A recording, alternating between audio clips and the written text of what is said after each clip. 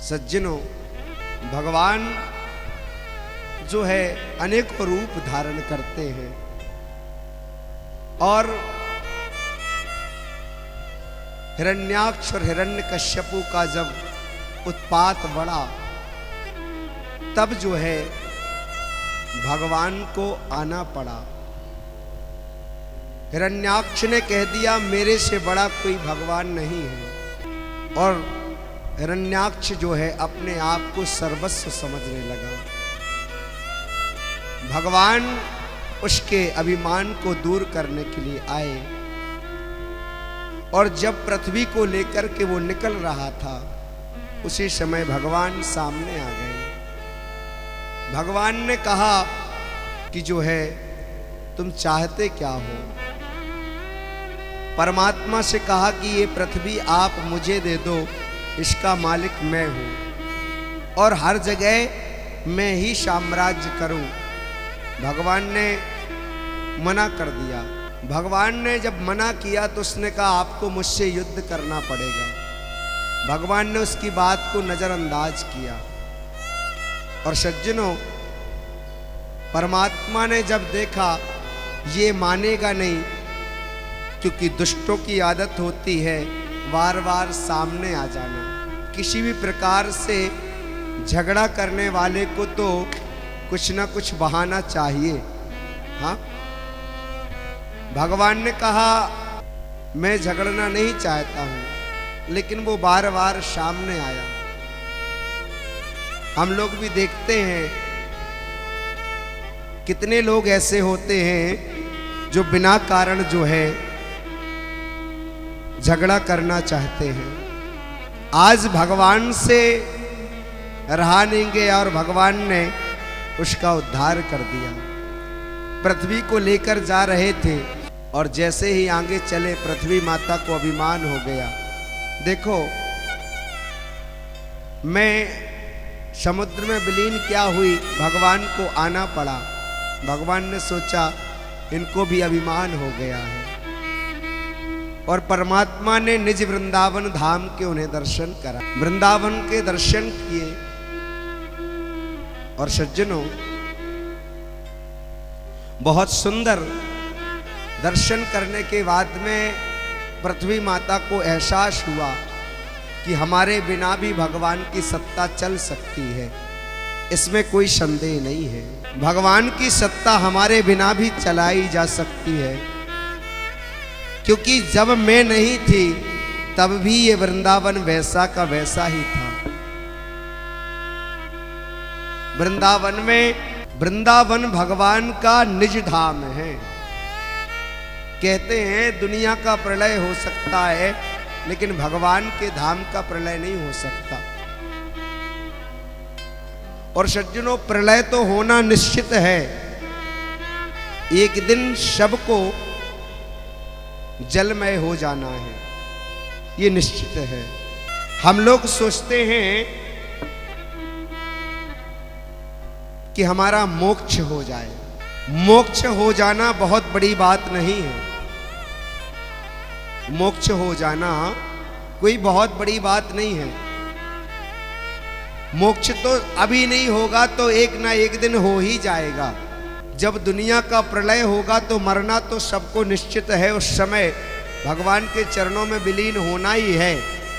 मोक्ष होना बहुत बड़ी बात नहीं है। लेकिन सज्जनों, काम ऐसा करो, काम ऐसा करना है कि संसार में आए हैं, वृंदावन हम पहुंचे या ना पहुंचे, ध्यान देना, हम वृंदावन जाएं या ना जाएं, भक्ति इतनी श्रेष्ठ करो, भजन इतना प्रबल करो, भगवान की याद में इतने रो, भगवान को इतना मनाओ कि वो वृंदावन वाला चल कर के गोरे गांव आपके घर आ जाए।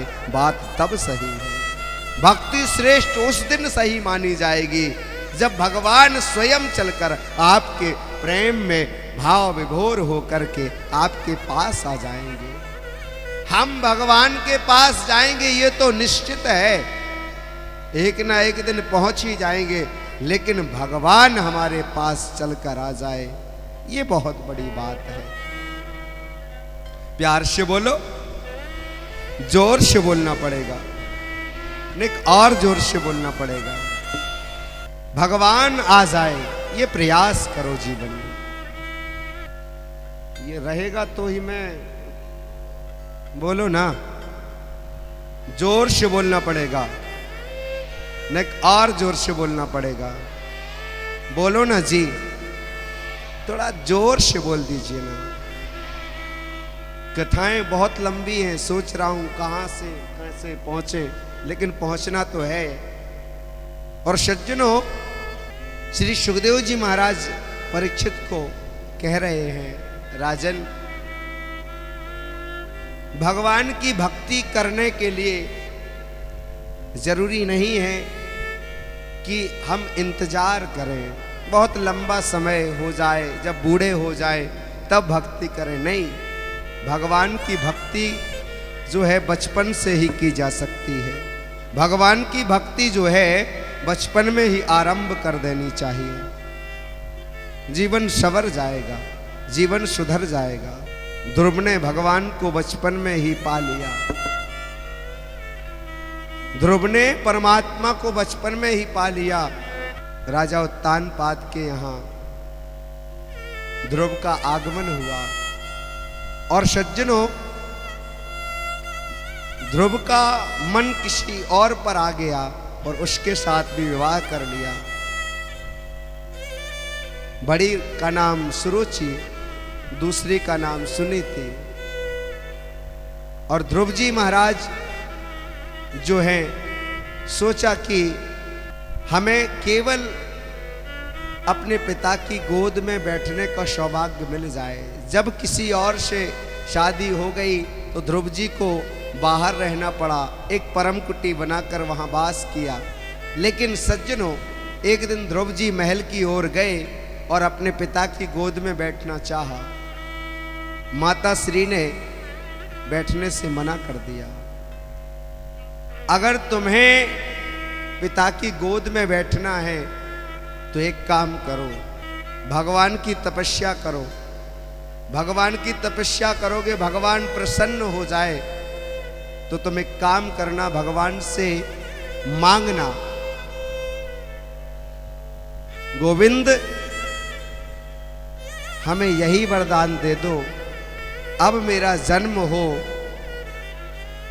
तो छोटी माता के गर्भ से जन्म हो, तो तुम्हें पिता की गोद में बैठने को मिल जाएगा। ध्रुव जी महाराज घर आए, मां को समाचार सुनाया। मां ने कहा, ठीक कह रही है तुम्हारी छोटी मां, जाओ तपस्या करो, भजन करो, हो सकता है तुम्हें भगवान प्राप्त हो जाएं। ठीक है। और सज्जनों,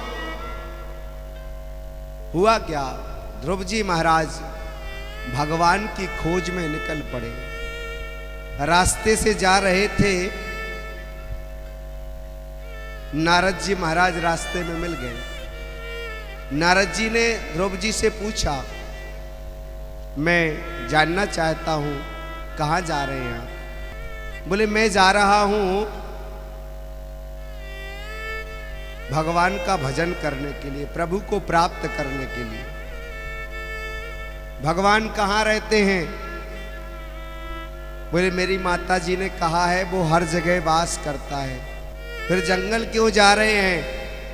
एकांत में भगवान का भजन करूंगा, प्रभु प्राप्त हो जाएंगे। जीवन में गुरु बनाया है कि नहीं बनाया? बोले, अभी तक तो कोई गुरु नहीं बनाया। बोले, अगर भगवान को पाना है तो गुरु की जरूरत पड़ेगी, बिना गुरु के भवसागर से पार कैसे होगे? पहले गुरु मंत्र लेना चाहिए। एक काम करिए ना, आप कौन हैं जरा स्पष्ट करें। बोले, मैं जो भी हूं, मैं आपको मना करता हूं, आप मत जाओ, वहां शेर रहता है, आपको जंगल में खा जाएगा। बोले, नहीं, मेरी मां ने कहा है उसके अंदर भी भगवान है। नारद जी महाराज को ये विश्वास हो गया कि ये बालक जो है भगवान का भक्त है और ये भगवान को पा सकता है, इसमें कोई संदेह नहीं है। तो ध्रुव जी महाराज की बातें सुनकर नारद जी बड़े प्रसन्न हुए और इतने आनंदित हुए कि उन्होंने कह दिया ठीक है, मैं आपकी बात से सहमत हूँ, आपको जाना चाहिए, लेकिन जीवन में गुरु बनाना बहुत जरूरी है। बोले आप ही गुरु मंत्र दे दीजिए। अगर जीवन में कोई श्रेष्ठ गुरु मिले तो गुरु बनाओ, नहीं तो जय जय जय हनुमान गोसाई, जय जय जय हनुमान गोसाई, जय जय जय हनुमान गोसाई, जय जय जय हनुमान गोसाई। कृपा करहूँ गुरुदेव की नाही, कृपा करो गुरुदेव की नाई, कृपा करहूँ गुरुदेव की नाही, हे कृपा करो गुरुदेव की नाई। अगर मिल जाए तो श्रेष्ठ गुरु मिले तो बनाना चाहिए, नहीं तो हनुमंत लाल को गुरु बना लेना चाहिए। प्यार से बोलो। गुरु ऐसा नहीं होना चाहिए कि भैया पैसा है तो ही गुरु के पास जा सकते हैं। हाँ, गुरु जी देखे रहे कब चेलवा जो है 2000 की नोट चढ़ाएगा। हाँ, अगर गुरु श्रेष्ठ है तो वो आपका कल्याण कर सके, और सबसे बड़ी बात आपको हरि चरणों से जोड़ सके। गुरु का काम है भगवान से जोड़ देना। प्यार से बोलो। किसी भी तरीके से जोड़े, तरीका कोई भी हो, लेकिन भगवान तक जोड़ देना, ये गुरु का परम कर्तव्य है। हाँ, जो भगवान से मिलने की बात करे वो आपका हितैषी है, सच्चा श्रेष्ठ गुरु है। और जो आपको भगवान से न मिलाए, ऐसे गुरु को हम प्रणाम न करें। प्यार से बोलो, जोर से बोलो ना जी।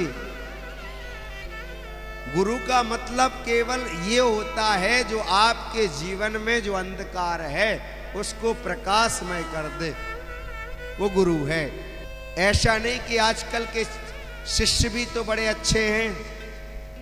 हाँ भैया, इनका आश्रम बढ़िया है, 50 कमरे हैं, कोई दिक्कत नहीं है, रहने की व्यवस्था अच्छी है।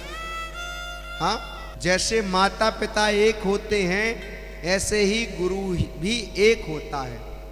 जिसे गुरु दीक्षा ली जाती है, गुरु मंत्र लिया जाता है।